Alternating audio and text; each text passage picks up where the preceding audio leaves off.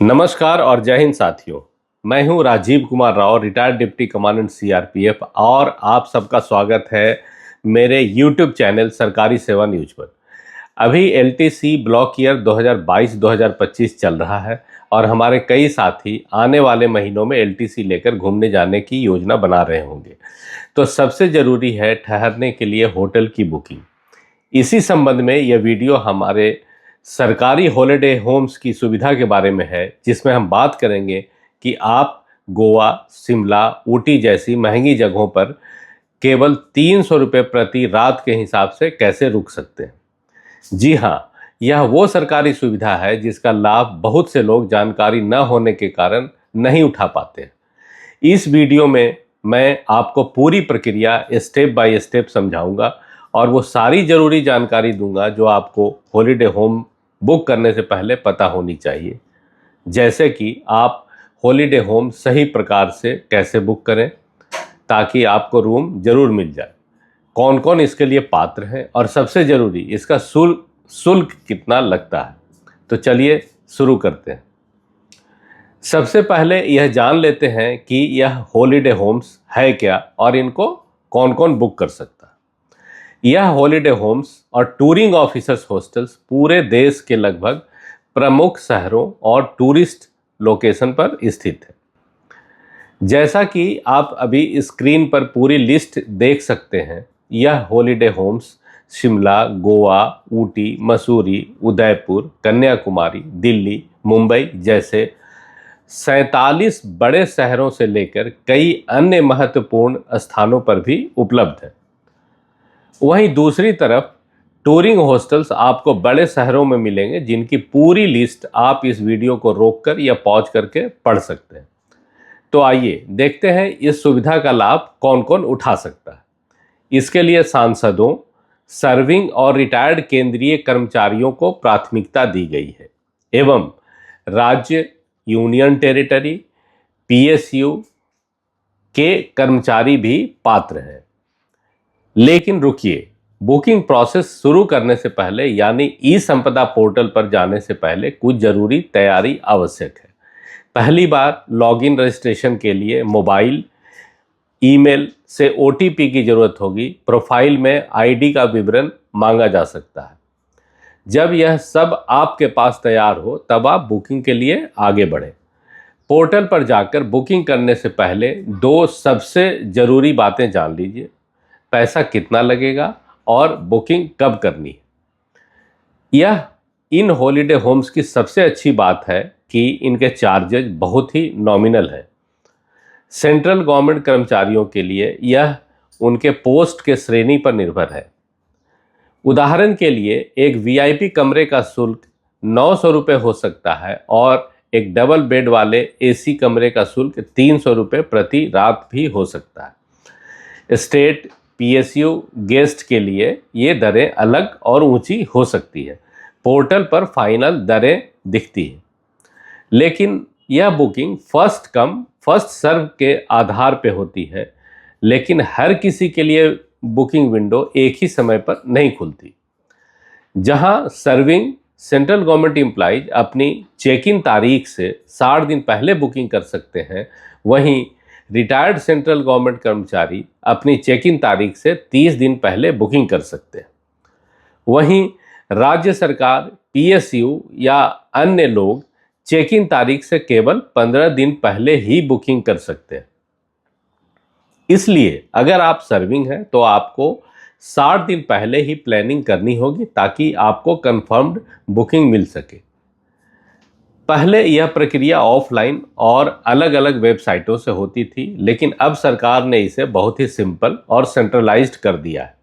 सारी बुकिंग अब एक ही जगह से होती है, जिसका नाम है ई संपदा पोर्टल। आपको अपने कंप्यूटर या मोबाइल ब्राउजर में esampada.mohua.gov.in पर जाना है। इसका एक ऑफिशियल मोबाइल ऐप भी है, ई संपदा, जिसे आप गूगल प्ले स्टोर या एप्पल प्ले स्टोर से डाउनलोड कर सकते हैं। एक जरूरी बात, सीआरपीएफ या अन्य फोर्सेस के लिए कोई अलग से हॉलिडे होम पोर्टल नहीं है। हम सभी सेंट्रल गवर्नमेंट एम्प्लॉयज की तरह इसे जनरल पूल से बुकिंग करते हैं। अब मैं आपको ऑनलाइन बुकिंग की स्टेप बाय स्टेप प्रक्रिया को डिमॉन्स्ट्रेट करके दिखाता हूँ। सबसे पहले गूगल सर्च पे हम ई संपदा टाइप करेंगे। वेलकम टू ई संपदा को क्लिक किया और मेन डैशबोर्ड खुल गया। अब हम लॉगिन पे जाएंगे और हमने अपना मोबाइल नंबर डाल दिया है और इस पर प्राप्त ओटीपी भरने के बाद आपका ई संपदा साइट लॉगिन हो जाएगा। अब आपका डैशबोर्ड ओपन हो गया है और इसमें आपका नाम दिख जाएगा। इसमें अब हम holiday home oblique guest house booking पे क्लिक करेंगे। अब हम इसमें चेक अवेलेबिलिटी ऑफ रूम्स देखेंगे। इसमें 4 चीज़ पूछा जाएगा। इसमें टाइप ऑफ कैटेगरी तो सेंट्रल गवर्नमेंट रिटायर्ड भर दिया हमने। हमें कोच्चि जाना है तो हमने कोच्चि का ऑप्शन लिया है और इसमें डबल बेडरूम एसी को सिलेक्ट किया है। उस पर check in date, checkout date भरेंगे। फिर चेक अवेलेबिलिटी पे क्लिक करके देखेंगे। यहाँ पर 18/11/25 से लेके 19/11/25 तक एक रूम अवेलेबल है। हमने अवेलेबिलिटी चेक कर लिया। अब हम वापस डैशबोर्ड पे जाएंगे और दोबारा से हॉलीडे होम के ऑप्शन को क्लिक करेंगे। इसके बाद बुक नाउ में जाकर क्लिक करेंगे। विजिट पर्पस भर दिया हमने, पर्सनल विजिट। हमने अपना एक आईडी कार्ड भरना है। सर्विंग पीपल अपना सर्विंग आई कार्ड भरेंगे। रिटायर्ड कर्मचारी अपना रिटायर्ड आईडी कार्ड भरेंगे या पीपीओ को कॉपी भी अपलोड कर सकते हैं। आपके साथ यदि कोई और भी जा रहा है तो उसका डिटेल्स पॉपअप हुए कॉलम में भर देंगे। अब हम दो एप्लीकेंट कैटेगरी आप देख रहे हैं, अपने हिसाब से चुनाव कर लें। गेस्ट हाउस जो जैसे हमने कोच्चि का भरा था, चेक इन डेट दोबारा से भर देंगे, चेकआउट डेट भर देंगे। डबल बेडरूम एसी हमने सेलेक्ट किया है। हमें 104 नंबर अवेलेबल है। अब 230 रुपये पर डे के हिसाब से हम लोग अब प्रीव्यू करके हम देखेंगे कि जो हमने डिटेल्स भरा है वो सब सही है और हमने अपना सारा डिटेल्स चेक किया। अब यहाँ पर एक मेक पेमेंट का ऑप्शन आएगा। आप यहाँ पर अपना पेमेंट यूपीआई के माध्यम से, डेबिट कार्ड के माध्यम से या क्रेडिट कार्ड माध्यम से भी पेमेंट कर सकते हैं। जैसे ही आपका पेमेंट होगा आपका रूम बुक हो जाएगा। इसके बाद एक कंफर्मेशन स्लिप आ जाएगी।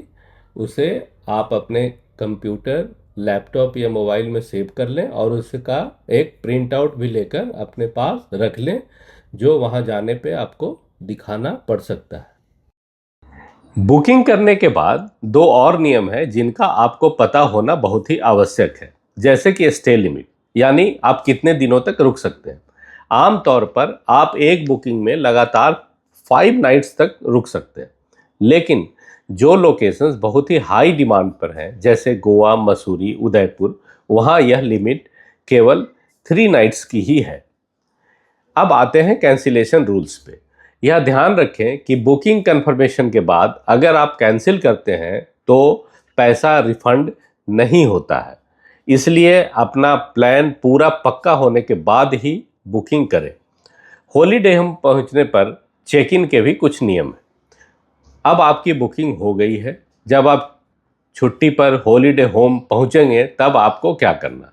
आमतौर पर चेक इन का समय सुबह 11 बजे और चेकआउट का समय सुबह 9 बजे, परंतु इसकी टाइमिंग्स वही मानी जाएगी जो आपके बुकिंग स्लिप पर दर्शाया गया है। इसके साथ एक और आवश्यक चीज है कि क्या क्या दस्तावेज लेकर आपको हॉलीडे होम्स पहुंचना है।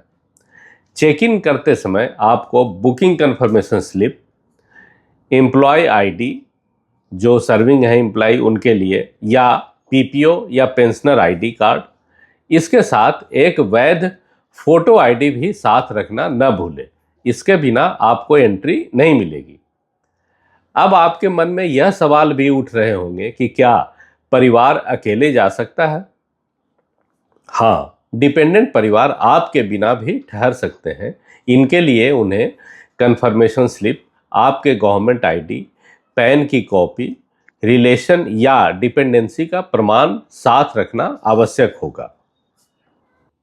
तो दोस्तों, यह थी पूरी जानकारी ई संपदा पोर्टल से सरकारी हॉलीडे होम बुक करने की। एक फौजी या सेंट्रल गवर्नमेंट एम्प्लॉइज होने के कारण आपका यह अधिकार है कि आप इन सुविधाओं का पूरा लाभ उठाएं। कम पैसों में एक सुरक्षित माहौल में और शहर की अच्छी लोकेशंस पे रहने का इससे बेहतर विकल्प नहीं मिल सकता। एक छोटा सा उदाहरण से हम इसे समझेंगे। आप सोचिए, आप गोवा जैसे महंगे शहर में पीक सीजन में जा रहे हैं, जहां होटल्स 5,000 से लेकर 10,000 रुपये प्रतिदिन होते हैं। वहीं आपको सरकारी हॉलीडे होम में एसी रूम सिर्फ 330 रुपये में मिल जाता है। इससे आपकी छुट्टियों का बजट कितना कम हो जाता है, इसका आप सहज ही अनुमान लगा सकते हैं। मैं उम्मीद करता हूं कि इस वीडियो से आपको सभी डाउट्स क्लियर हो गए होंगे। अब अगली बार जब आप छुट्टी प्लान करें तो ई संपदा पोर्टल पर जरूर जाएं। अगर आपके अभी भी कोई सवाल है तो नीचे कमेंट्स में ज़रूर पूछें। मैं कोशिश करूंगा कि आपके हर सवाल का जवाब दे सकूं। वीडियो पसंद आया हो तो इसे लाइक करें, अपने सारे कलीग्स और दोस्तों के साथ शेयर करें ताकि उन्हें भी यह जानकारी मिल सके, और इस चैनल को सब्सक्राइब करना न भूलें। अगले वीडियो में मिलेंगे एक नई जरूरी जानकारी के साथ। आप सब खुश रहें, स्वस्थ रहें। जय हिंद।